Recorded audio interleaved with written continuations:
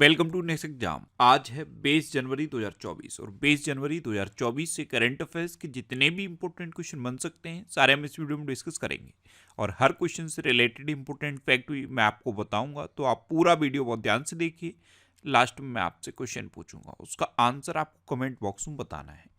आज की इस वीडियो की पीडीएफ फाइल आप इस वीडियो के डिस्क्रिप्शन से डाउनलोड कर सकते हैं। पीडीएफ आप हमारे टेलीग्राम ग्रुप से भी डाउनलोड कर सकते हैं। टेलीग्राम ग्रुप पर आपको सारी पीडीएफ एक साथ मिल जाएंगी और टेलीग्राम ग्रुप का लिंक मैंने इस वीडियो के डिस्क्रिप्शन में दे दिया है, तो आप उस लिंक पर क्लिक करके टेलीग्राम ग्रुप ज्वाइन कर सकते हैं।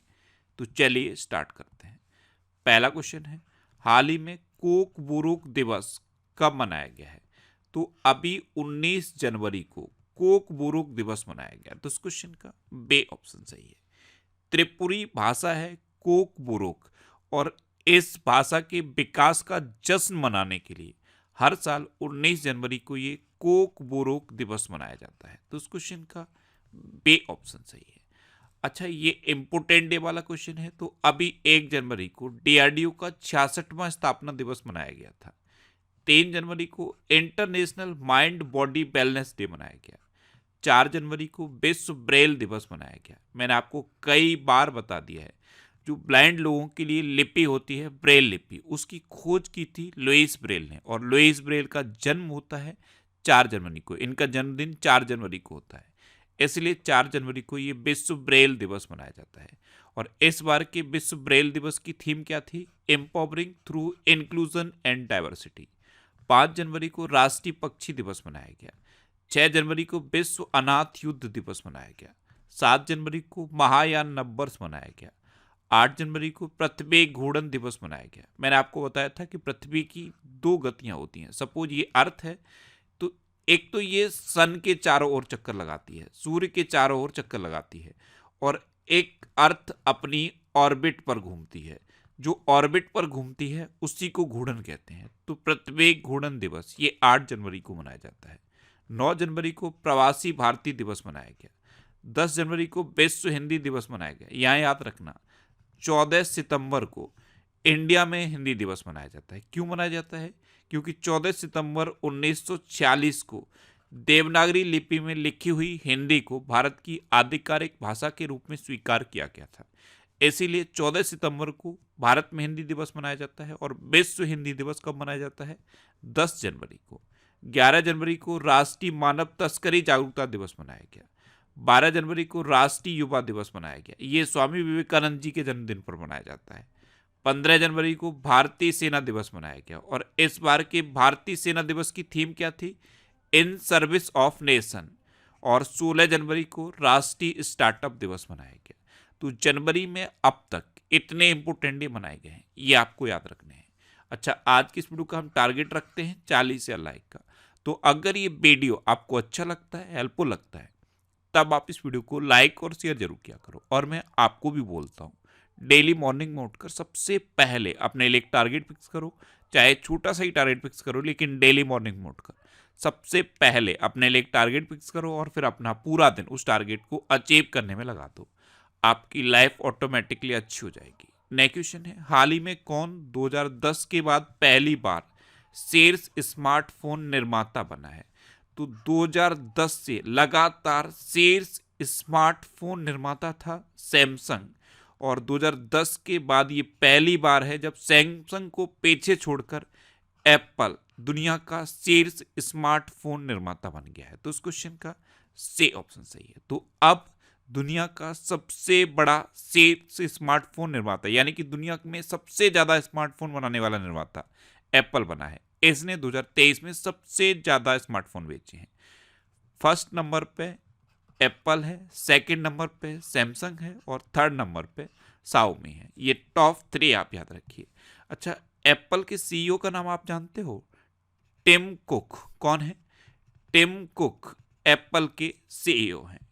नेक्स्ट क्वेश्चन है, हाल ही में RuPay Prime Volleyball League season 3 के ब्रांड एम्बेसडर कौन बने हैं? तो RuPay Prime Volleyball League season 3 के ब्रांड एम्बेसडर ऋतिक रोशन बने हैं। तो इस क्वेश्चन का बी ऑप्शन सही है। अब ये ब्रांड एम्बेसडर वाला क्वेश्चन है, तो सारे ब्रांड एम्बेसडर मैंने लिख दिए हैं जो अभी रिसेंट बने हैं। जैसे बिस्लरी ने और टेक्नो, ये स्मार्टफोन की कंपनी है, इसने, और हुंडई मोटर इंडिया इसने, इन तीनों ने दीपिका पादुकोण को अपना ब्रांड एम्बेसडर बनाया। तो ध्यान रखना, बिस्लरी, स्मार्टफोन की कंपनी टेक्नो और गाड़ियों की कंपनी हुंडई मोटर इंडिया, इन तीनों ने दीपिका पादुकोण को अपना ब्रांड एम्बेसडर बनाया। एक सीसीटीवी का ब्रांड है स्पर्श, इसने सोनू सूद को अपना ब्रांड एम्बेसडर बनाया है। ये एक न्यूट्रिशन का ब्रांड है एजिटिज, इसने रविंद्र जडेजा को अपना ब्रांड एम्बेसडर बनाया। एक पेन की कंपनी है हॉजर, इसने रणबीर कपूर को अपना ब्रांड एम्बेसडर बनाया। राडो, ये एक घड़ियों की कंपनी है, इसने कैटरीना कैफ को ब्रांड एम्बेसडर बनाया। प्यूमा के नए ब्रांड एम्बेसडर मोहम्मद समी बने। फायरबोल्ट के नए एम्बेसडर विजय देवरकोंडा बने और जियो मार्ट के नए ब्रांड एम्बेसडर महेंद्र सिंह धोनी बने। नेक्स्ट क्वेश्चन है, हाल ही में आई फोर्ब्स की रिपोर्ट के अनुसार दुनिया की सबसे मजबूत करेंसी कौन सी बनी है? तो अभी फोर्ब्स ने दुनिया की सबसे मजबूत करेंसी की लिस्ट जारी की है, जिसमें कुवैती दीनार दुनिया की सबसे मजबूत करेंसी घोषित की गई है। तो इस क्वेश्चन का सी ऑप्शन सही है। कुवैती दीनार फर्स्ट पर है, बहरीन की दीनार यानी कि बहरीन दीनार दूसरे नंबर पे है और ओमानी रियाल तीसरे नंबर पे है। तो ये दुनिया की 3 सबसे मजबूत करेंसी हैं। कौन कौन सी? कुवैती दीनार फर्स्ट पे है, बहरीन दीनार सेकंड पे है और ओमानी रियाल थर्ड पे है। अच्छा, माइंड में जरूर क्लिक कर रहा होगा कि ये यूएस डॉलर कौन से नंबर पे है? तो यूएस डॉलर 10वें नंबर पे है। नेक्स्ट क्वेश्चन है, हाल ही में किसे रिकॉर्ड 8वीं बार Balkan athlete of the year चुना गया? तो टेनिस के खिलाड़ी हैं नोवाक जोकोविच, इनको रिकॉर्ड 8वीं बार Balkan athlete of the year चुना गया। तो इस क्वेश्चन का बे ऑप्शन सही है, ये है नोवाक जोकोविच। अच्छा, जब जब टेनिस की बात आती है, मैं आपको बताता हूँ, पूरे साल में टेनिस के 4 बड़े टूर्नामेंट होते हैं। पहला होता है ऑस्ट्रेलियन ओपन, दूसरा होता है फ्रेंच ओपन, तीसरा होता है विंबलडन और चौथा होता है यूएस ओपन। तो ये 4 बड़े टूर्नामेंट होते हैं पूरे साल में। टेनिस के ये 4 बड़े टूर्नामेंट होते हैं, ये याद रखिए, और इन्हीं से क्वेश्चन पूछे जाते हैं। अच्छा, अभी जर्मनी ने पोलैंड को हराकर यूनाइटेड कप 2024 जीता। अब ये क्या है यूनाइटेड कप? तो मैंने आपको बताया कि टेनिस के 4 बड़े टूर्नामेंट होते हैं, इसमें से Australian open, French open, Wimbledon और यूएस ओपन है। ये जो ऑस्ट्रेलियन ओपन है यही यूनाइटेड कप कराता है। इससे पहले ये क्या कराता था? ऑस्ट्रेलियन ओपन एटीपी कप कराता था, लेकिन इसे 2022 में बंद कर दिया गया एटीपी कप को, और एटीपी कप की जगह ये यूनाइटेड कप शुरू किया गया। एटीपी कप में सिर्फ पुरुष खेलते थे, लेकिन यूनाइटेड कप में पुरुष और महिला मिश्रित खेलते हैं। तो अभी 2024 का यूनाइटेड कप जर्मनी ने पोलैंड को हराकर जीता है। अच्छा, लिएंडर पेस और Vijay Amritraj international tennis hall of fame में शामिल हुए हैं। अंतर्राष्ट्रीय टेनिस हॉल ऑफ फेम के लिए नामांकित होने वाले पहले एशियाई व्यक्ति लिएंडर पेस बने थे। यूएस ओपन पुरुष एकल खिताब नोवाक जोकोविच ने जीता। मैंने आपको बताया ये 4 टूर्नामेंट होते हैं, इनको आप बार बार पढ़िए जिससे कि ये याद हो जाए। तो यूएस ओपन पुरुष एकल खिताब ये किसने जीता था? नोवाक जोकोविच ने। वर्साव में WTA खिताब इगा स्विटेक ने जीता। और विंबलडन 2023 पुरुष एकल खिताब कार्लोस अल्कराज ने जीता। नेक्स्ट क्वेश्चन है, हाल ही में प्रधानमंत्री मोदी ने खेलो इंडिया यूथ गेम्स के 6ठे संस्करण का उद्घाटन कहाँ किया है? तो प्रधानमंत्री मोदी ने अभी चेन्नई में खेलो इंडिया यूथ गेम्स के 6ठे संस्करण का उद्घाटन किया। तो इस क्वेश्चन का ए ऑप्शन सही। ये पहली बार है जब खेलो India youth games south India में हो रहे हैं, और इसका उद्घाटन चेन्नई में प्रधानमंत्री मोदी ने किया। ये तमिलनाडु के 4 शहरों में होंगे। ये जो 6ठा संस्करण है ये तमिलनाडु के 4 शहरों में होगा। एक है चेन्नई, दूसरा है तिरुचि, तीसरा है कोयम्बटूर और चौथा है मदुरै। इन 4 शहरों में ये 6ठा संस्करण होगा खेलो इंडिया यूथ गेम्स का, और इसका उद्घाटन चेन्नई में प्रधानमंत्री मोदी ने किया है। नेक्स्ट क्वेश्चन है, हाल ही में ब्रिटिश पेट्रोलियम कहाँ तकनीकी केंद्र स्थापित करेगी? तो ब्रिटिश पेट्रोलियम अभी पुणे में अपना तकनीकी केंद्र स्थापित करेगी। तो इस क्वेश्चन का सी ऑप्शन सही है। वैश्विक तकनीकी और इंजीनियरिंग क्षमताओं को बढ़ाने के लिए ब्रिटिश पेट्रोलियम यानी कि BP ये एक तकनीकी केंद्र स्थापित करेगी पुणे में। आपने बेपी से थोड़ा सा कुछ कम समझ में आया होगा, लेकिन अगर मैं बोल दूं जियो बेपी तो आपको समझ में आ जाएगा। जितने भी रिलायंस के पेट्रोल पंप हैं अब उनकी रीब्रांडिंग जियो बेपी के रूप में की जा रही है, क्योंकि रिलायंस ने ब्रिटिश पेट्रोलियम के साथ टाई अप कर लिया है। तो अब इसको जियो बेपी के रूप में रीब्रांड किया जा रहा है। जितने भी रिलायंस के पेट्रोल पंप हैं आप देखो, कलर चेंज कर दिया गया है, हल्का ग्रीन कलर किया गया है और ब्रांडिंग जियो बेपी के रूप में हो रही है। उसमें ये जो बेपी है यही है ब्रिटिश पेट्रोलियम। नेक्स्ट क्वेश्चन है, हाल ही में आईआईटी मद्रास ने ए मोबिलिटी सिमुलेशन लैब लॉन्च करने के लिए किसके साथ समझौता किया है? तो आईआईटी मद्रास ने ए मोबिलिटी सिमुलेशन लैब लॉन्च करने के लिए अभी अल्ट एयर के साथ समझौता किया। तो इस क्वेश्चन का बे ऑप्शन सही है। अब आईआईटी की बात है तो अभी भारतीय नौसेना ने आईआईटी कानपुर के साथ नवाचार और अनुसंधान केंद्र के लिए समझौता ज्ञापन पर हस्ताक्षर किए हैं। आईआईटी रोपड़ के शोधकर्ताओं ने सतलज में एक दुर्लभ धातु टेटलम की खोज की। केवीआईसी ने आईआईटी दिल्ली में नए खादी इंडिया आउटलेट का उद्घाटन किया है। नेक्स्ट क्वेश्चन है, हाल ही में किसने मछुआरों के लिए उन्नत संकट चेतावनी ट्रांसमीटर का अनावरण किया? तो मछुआरों के लिए उन्नत संकट चेतावनी ट्रांसमीटर, इसका उद्घाटन अभी इसरो ने किया। तो इस क्वेश्चन का सी ऑप्शन सही है। इसरो यानी कि इंडियन स्पेस रिसर्च ऑर्गेनाइजेशन, इसकी स्थापना कब हुई? 1969 में। इसका हेडक्वार्टर कहाँ पे है? बेंगलुरु में। और इसरो के प्रेजेंट टाइम पे चेयरमैन कौन है? एस सोमनाथ। कौन है? एस सोमनाथ। नेक्स्ट क्वेश्चन है, हाल ही में किस देश के मून मिशन स्नाइपर ने चंद्रमा पर लैंडिंग की है? तो जापान का ये एक मून मिशन है स्नाइपर, इसने अभी सफलतापूर्वक चंद्रमा पर लैंडिंग की है। तो उस क्वेश्चन का बे ऑप्शन सही है। अच्छा, जापान की स्पेस एजेंसी का नाम जानते हो आप? JAXA, JAXA। जापान की स्पेस एजेंसी का नाम जाक्सा है। जैसे इंडिया की स्पेस एजेंसी का नाम इसरो है, चाइना की स्पेस एजेंसी का नाम CNSA है, और उसी तरह से यूएस की स्पेस एजेंसी का नाम क्या है? नासा। ये कुछ स्पेस एजेंसी भी आप याद रखिए। अब जापान की बात है तो मैप में देख लो, ये है जापान। जापान की कैपिटल क्या है? टोक्यो। जापान की करेंसी क्या है? येन। और जापान के प्रेजेंट टाइम पे प्राइम मिनिस्टर कौन है? Fumio Kishida. अभी जापान को समुद्र के अंदर ज्वालामुखी विस्फोट के बाद नया द्वीप मिला है। इसरो जापान की स्पेस एजेंसी की मदद से अगला चांद मिशन पूरा करेगा। जापान के याकोहामा में डांसिंग पिकाचू कार्यक्रम का आयोजन किया गया। और 2022 में जापान की जनसंख्या 8 लाख से अधिक घट गई है। नेक्स्ट क्वेश्चन है, हाल ही में सशस्त्र सीमा बल यानी कि SSB का महानिदेशक किसे नियुक्त किया गया? तो SSB का महानिदेशक अभी दलजीत सिंह चौधरी को नियुक्त किया गया। तो इस क्वेश्चन का ए ऑप्शन सही है। ये है IPS अधिकारी दलजीत सिंह चौधरी, और इन्हीं को सशस्त्र सीमा बल का महानिदेशक नियुक्त किया गया। अच्छा, अभी NLC इंडिया लिमिटेड के नए वित्त निदेशक प्रसन्न कुमार आचार्य बने। UPSC के सदस्य के रूप में सेलवर्धन सिंह को नियुक्त किया गया। बेंगलोर मेट्रो के प्रबंध निदेशक के रूप में महेश्वर राव को नियुक्त किया गया। समीर कुमार सिन्हा को रक्षा मंत्रालय में महानिदेशक नियुक्त किया गया।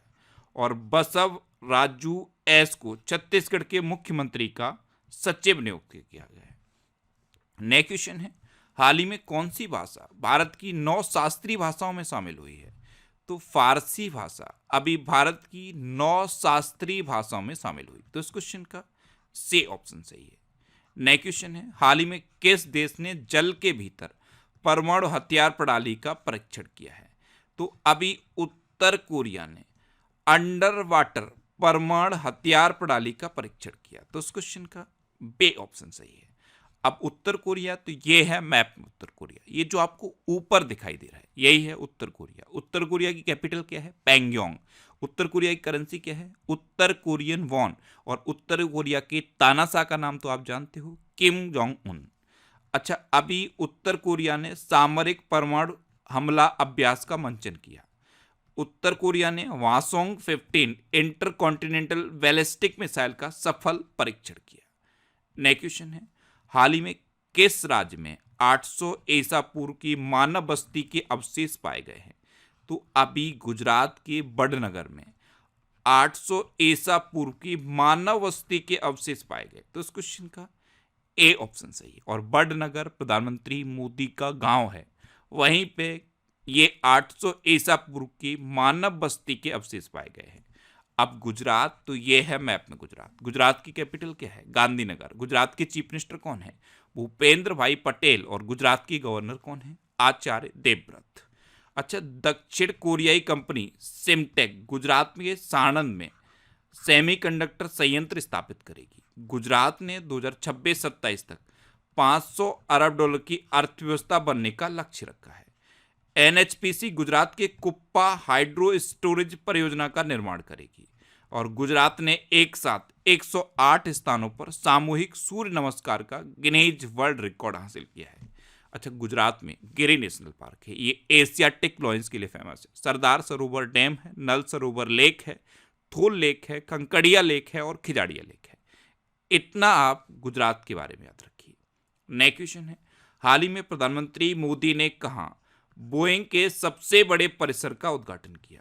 तो अमेरिका के बाहर बोइंग के सबसे बड़े परिसर का उद्घाटन प्रधानमंत्री मोदी ने बेंगलुरु में किया। तो उस क्वेश्चन का सी ऑप्शन सही है। ये 1600 करोड़ रुपए की लागत से बना है और 43 एकड़ में बना है। ये अमेरिका के बाहर बोइंग का सबसे बड़ा परिसर है और इसका उद्घाटन प्रधानमंत्री मोदी ने किया है। अब लास्ट वीडियो के क्वेश्चन का आंसर।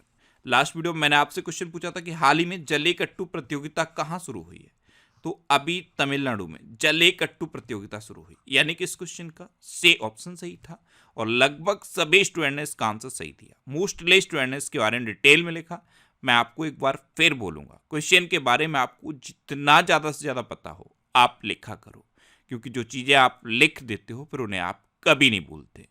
अच्छा, अगर जनवरी के सेकेंड वीक का ये वीकली करंट अफेयर्स का वीडियो अभी तक आपने नहीं देखा है तो इसे आप देखिए। इससे आपका पूरे वीक का करंट अफेयर्स रिवाइज हो जाएगा। आपको यूट्यूब पर बस इतना सर्च करना है, January second week current affairs by Indresh RC. इतना आप सर्च करोगे और आपको ये वीडियो मिल जाएगा। इस वीडियो को आप पूरा देखिए, इससे आपका वीकली रिवीजन हो जाएगा। अब आपके लिए आज का क्वेश्चन है, हाल ही में किस राज्य के फल कच्ची खरेक को जीआई टैग मिला? 4 ऑप्शन दिए गए हैं, इनमें से आपको अपना आंसर बताना है। और इसके अलावा हम हमारे फेसबुक पेज पर previous year question daily post करते हैं, तो आप फेसबुक पर नेक्स्ट एग्जाम सर्च करके हमारा फेसबुक पेज ज्वाइन कर सकते हैं, क्योंकि प्रीवियस ईयर क्वेश्चन आपको बहुत हेल्प करते हैं।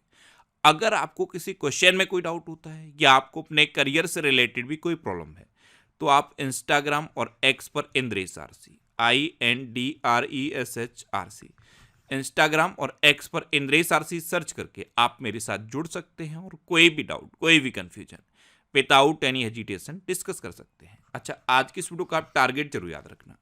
आज की इस वीडियो का टारगेट है 40,000 लाइक का। तो अगर ये वीडियो आपको अच्छा लगा है, हेल्पफुल लगा है, तब आप इस वीडियो को लाइक और शेयर जरूर किया करो। और आपके पास जो भी स्टडी रिलेटेड व्हाट्सएप और फेसबुक ग्रुप हैं, उनमें आप इस वीडियो को शेयर जरूर कर दिया करो। तो ये था आज का हमारा करंट अफेयर्स का वीडियो।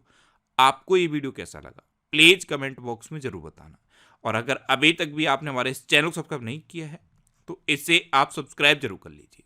आपको इस चैनल से निश्चित ही मदद मिलेगी। जब भी आपसे सब्सक्राइब करेंगे तो बराबर में एक बेल आइकन बन के आएगा, आप उस बेल आइकन पर जरूर क्लिक कर लें, जिससे कि आपको डेली मॉर्निंग में करंट अफेयर्स की वीडियो मिलती रहे। Next exam always with you. Thanks for watching.